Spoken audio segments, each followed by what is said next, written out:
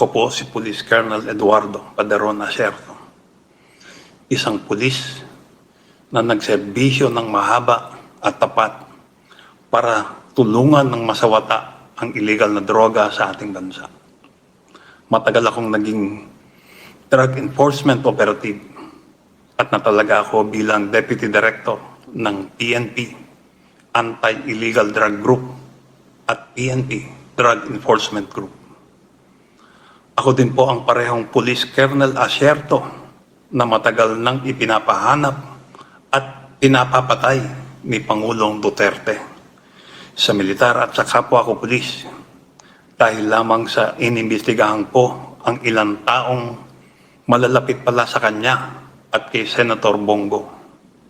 Ako po at ang kasamahan kong si Police Captain Lito Perote ang nakadiskubre sa mga illegal na aktibidad at gumawa ng report tungkol kay Michael Yang at Alan Lim, mga personalidad sa illegal na droga na laging nakikita nakasama ni Pangulong Duterte at ni Senator Bongo.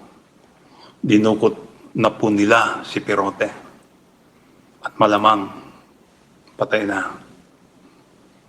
Inilalabas ko ang video na ito upang linawin ang ilang puntong naririnig ko mula sa pagdinig sa Senado tungkol sa Parmalee. Yung mga overpriced na face mask at face shield. Gusto ko ding sagutin ang mga akusasyon na ibinabato sa akin ni Pangulong Duterte at ng mga kampo nito at upang ipaliwanag sa mga kapwa ko Pilipino kung gaano na tayo niloloko sa mga kasinungalingan ng gobyernong Duterte. Unang-una sa lahat, huwag sana kayong maniniwala sa mga ipinupukol sa aking mga kasinungalingan. Hindi po ako protektor ng sindikato ng droga. Hindi ako kidnapper. Wala akong dinukot at pinaransom ng mga drug personalities, lalo na ng mga Chinese. Hindi ako involved sa pagdukot at pagpatay sa Koreanong si GEQ. Hindi ako ang direct commander or supervisor ni Superintendent Dumlao at SPO3 Santa Isabel. Hindi ko sila tauhan. Hindi ako nag-smuggle ng AK-47 at lalong hindi ako nagbigay ng mga baril sa NPA. Hindi ko inagaw ang search warrant operation sa Domoy Shabu Laboratory. To my fellow PMAers, especially my immediate upperclassmen, underclassmen, and my classmate. All right ako dito. Mr. Duterte, may drama pa kayo? At bakit defensive kayo? Tropa ko, ang SOU3 EDSOT, ang aplikante at deponent ng search warrant. Gabi ng December 29, 2004, alam mo na, Pangulong Duterte, na may search warrant na kami. Ang utos mo nga ay sunugin ang Shabu Laboratory, pero hindi ako pumayag. Huwag mong itatanggi ito, kasi nagpasabi kami sa iyo bago namin isinagawa yung raid. Pinapapatay mo nga sa mga tao mo yung mga involved dito. Itanong mo kay Las Cañas. Actually, nalulungkot ako, kasi lumapit naman ako sa Senado noon upang ilantad ang aking intelligence report. Sayang at hindi na ilantad ang report ko noon. At ako pa ang lumabas na protektor ng droga sa report ng Senate Blue Ribbon.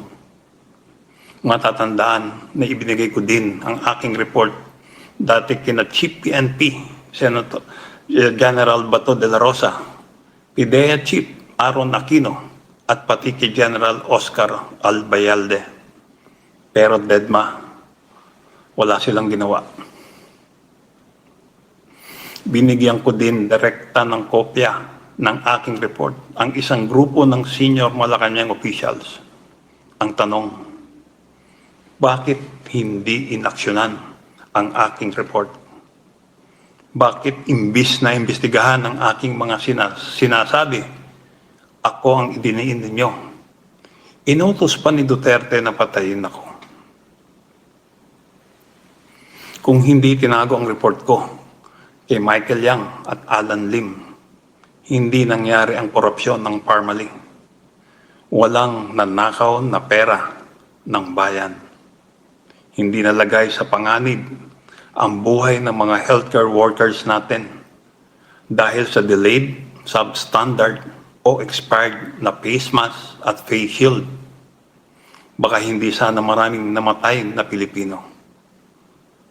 Napakaswerte nila Michael Yang at Alan Lim. Hindi nila kailangang idepensa ang sarili nila kasi si Atty. Duterte at mga alipores niya ang abogado at tagapagtanggol nila. Wala po akong planong magtago o tumakas o hindi panindigan ang aking intelligence report. 3 beses po akong umattend sa Senate Blue Ribbon hearing. Nung una, may catheter pa ako noon. Yung pangalawa, late afternoon o sa gabi yun, sa loob ng opisina ni Senator Gordon sa Blue Ribbon, kasama ang aking abogado na si Atty. Rafael Calinisan. Ibinigay ko kay Senator Gordon ang report tungkol kay Michael Yang at Alan Lim. May mga stenographer doon at napakaraming abogado at staff ni Senator Gordon. May hearing na nangyari doon.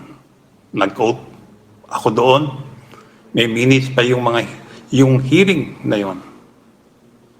Yung pangatlo, scheduled Blue Ribbon hearing na last kong naatinan noon. Subalit hindi na ako tinanong ni Senator Gordon sa hearing na yon tungkol sa aking report. Sa mga sumunod na hearing, hindi na po ako naka-attend dahil ipinapapatay na ako. At ang balak is ambusin ako after ng hearing sa Senado. Nakikiusap po ako kay Senator Gordon at sa Blue Ribbon Committee na isa publiko ang aking intelligence report tungkol kay Michael Yang at Alan Lim. Pati yung mga picture na ibinigay ko sa inyo, isa publiko nyo na din po. Pati yung transcript nung hearing nung inabot ko kay Senator Gordon, ang intelligence report kina Michael Yang at Alan Lim. Isa publiko nyo na rin po. Sigurado naman po ngayon, nakikita ninyo na nagsasabi ako ng katotohanan at lumalabas na ang katotohanan. Nakikiusap din ako sa Blue Ribbon Committee na i-revisit ang kanilang rekomendasyon sa kanilang report na kasuhan ako. Inosente po ako dito. Nagtrabaho lang po ako at nag-imbestiga. Hindi po ako yung drug lord. Sina Michael Yang po, si Alan Lim, sila po ang mga drug lord. Kasama yung mga protector nito na sina Senator Bongo at Presidente Duterte. Dalawa sa mga kasamahan ko na humarap sa Senate Blue Ribbon hearing, si retired Captain Lito Perote ay persahang dinukot sa Bacolod.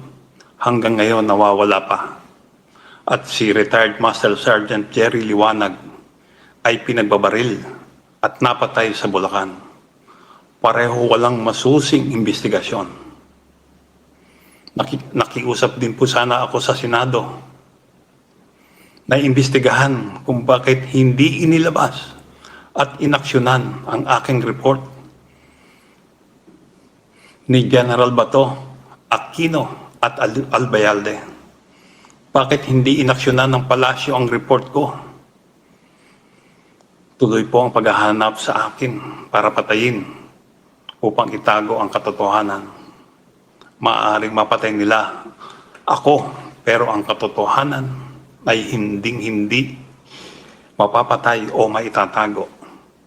Nakikiusap po ako sa taong bayan, magising at mamulat na po tayo sa mga kasinungalingan at korupsyon ng gobyernong Duterte. Kapag namulat ka sa totohanan, kasalanan na ang kumikit at walang gawin.